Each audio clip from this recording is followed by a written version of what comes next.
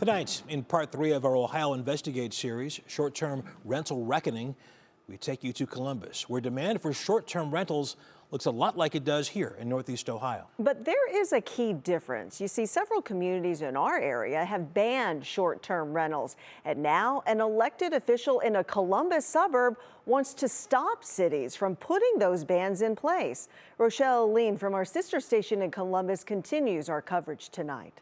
Across Ohio, communities are taking very different approaches. Some have banned short-term rentals altogether, while others have limited where or how often they can operate, but not everybody agrees on what works. On July 4th, 911, what is the location of your emergency? Yeah, somebody got shot. Everybody got shot. Everybody's running. a mass shooting on the south side of Columbus.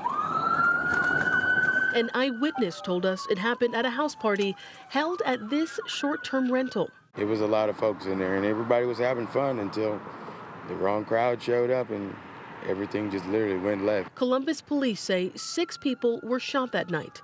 17-year-old Cameron Moore didn't survive, and so far, no arrests have been made. I know I did call 911. Fanan Bonsu lives nearby, and she says it's not the first time that house has had problems. I want to say the month prior to that, it was another incident where shots rang. I don't think anybody got hit. Records show there was a call for service to that home in mid-June for shots fired. And Bonsu says something needs to be done. These spots get uncontrollable. As of December, the city of Columbus had about 1,500 short-term rentals registered in the city. It's one of the largest registries in our entire state, but that number is constantly changing. We also learned through our investigation that there really isn't anyone who is consistently tracking problems at these properties. But lawmakers in our state are now taking action. It's just the beginning of the process. We sat down with Columbus Councilman Emmanuel Remy. He says the city of Columbus already has rules for short-term rentals.